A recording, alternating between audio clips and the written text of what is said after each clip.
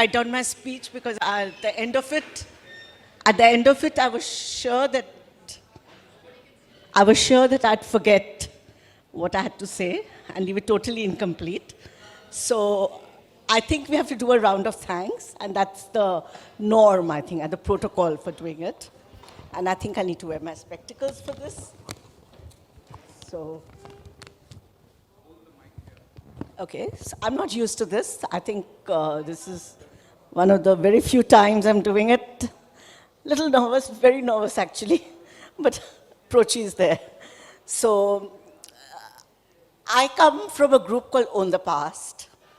And it's a motley group of people who came together. And we love anything that's broken, old, fragmented. We thank the past every day, our ancestors who created a valuable legacy. They left so many endearing stories, a lot for us to learn from. Our extended communities, which have woven the tapestry of Calcutta with brightest of bright colors and textures, and they're treasured forever. And one such community we will meet today, and we will learn about how vibrant and how precious they are. Man proposes, God disposes. A eureka moment, it started as a book club event. So Prochy here has written a book called Who is a Parsi? And it started with a discussion on the book, and it has morphed into this huge, wonderful showcase. So to let you into a little secret, we were planning it in the Dharamsala in North Calcutta, and then we moved here with larger numbers in our eyes, but 100 signed up, so that's quite an achievement. And this showcase somehow acquired a life of its own. An incredible dream team came together, and I'm completely speechless. Things got done even before one could think of it. And we were always ready to meet at the drop of anything. I mean, if I just said that we had to meet, what time, what place, and we were all there. We were all there on time. There were crisp meetings, definite agendas. So at the outset, I would like to thank Mr. Buddhi and Caring Minds. Both of them are not here.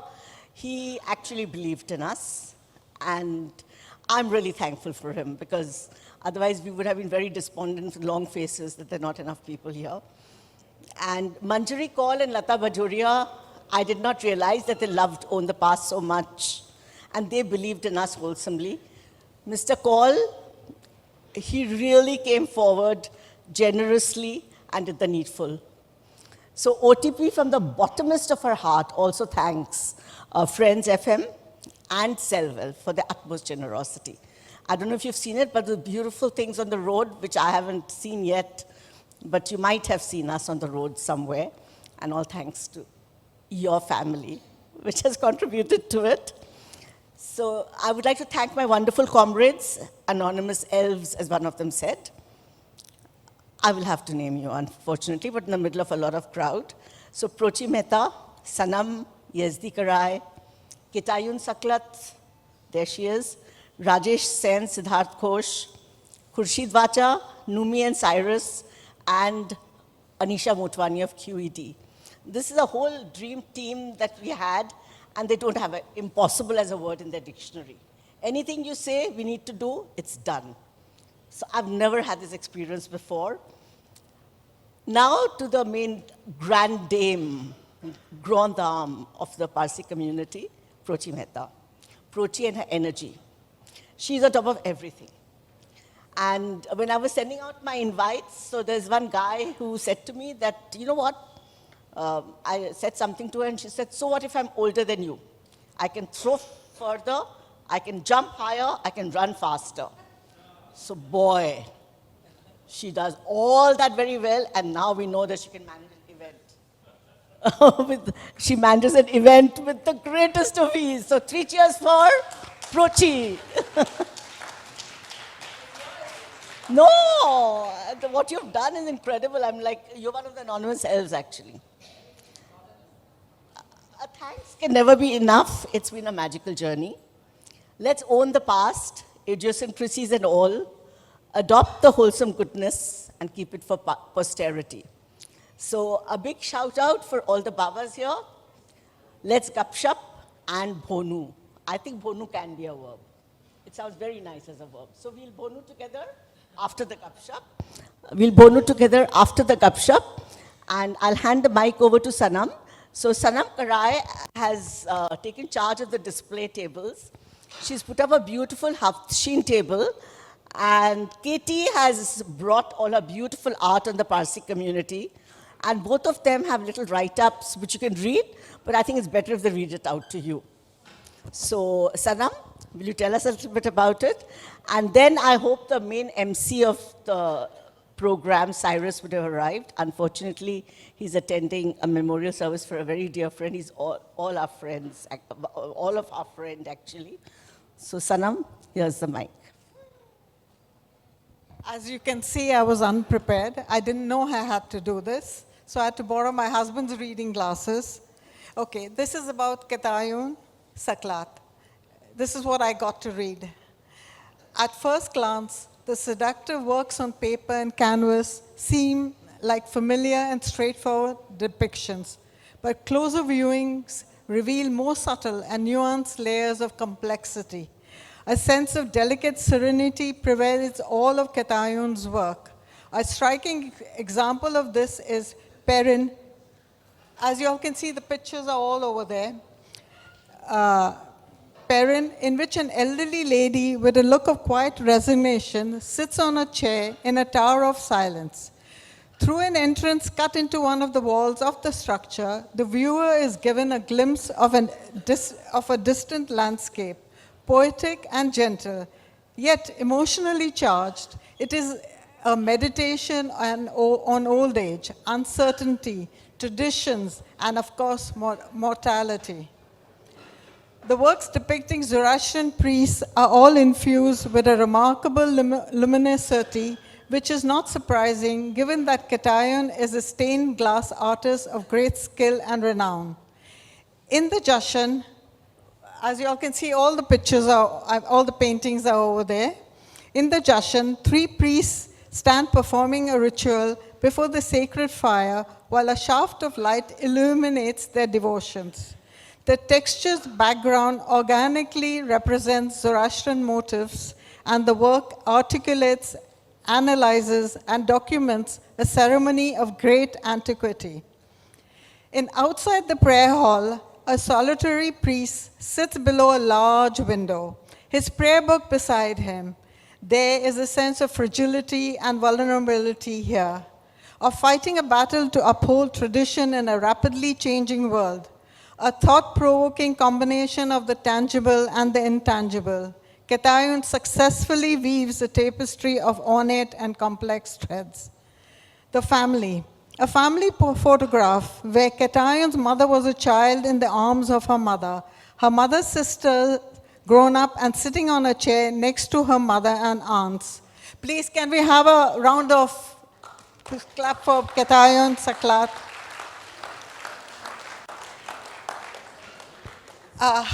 Actually, I didn't know I was supposed to do this, but being of second generation Iranian Zoroastrian here, we used to celebrate a lot of Nowruz in a very different way from most of the Parsis, where we used to set up a table, and of course half the things we did not get, but it was like how would I put it, a harvest festival where you thanked.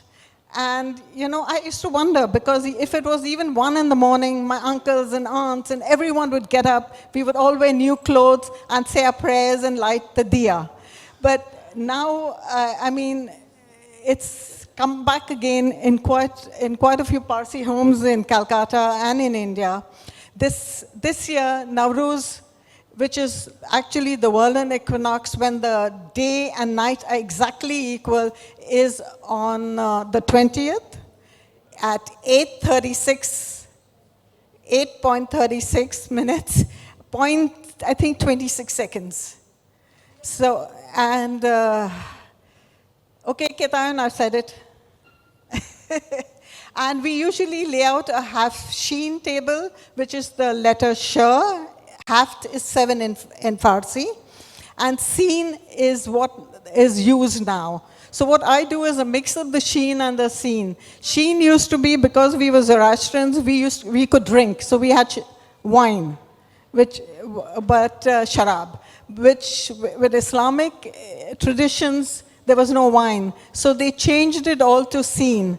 And as you all can see, Nowruz is celebrated in Afghanistan, in Kazakhstan, and most of the areas in that, mostly in those areas, where it is New Year's for most people. Anyway, thank you. Cyrus is here. So he's taking charge of the ceremonies henceforth. And there's going to be a raffle for all the people who bought tickets. I think I hope you put your counterfoil in that little basket. And Rajesh Sen, Rajesh, stand up. We counted. So he's going to conduct it, and you tell them about when and how? Okay, you just come onto the stage and do it whenever. So good evening, ladies and gentlemen, and my apologies for being a little late, but we had a memorial service which we had to attend, and that was for a very, very close and dear friend. So I'm sorry I'm a little late today.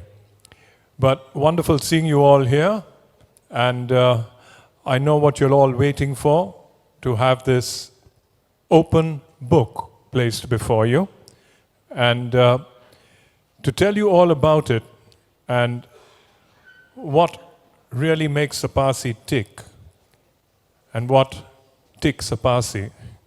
Well, we've got Prochy Mehta, who's done immense research into the background and into generations before, and talking to her will be Yezdi Karai. So ladies and gentlemen, without much ado, let's get this show on the road, and we have Prochy and Yezdi taking the stage. Good evening, friends.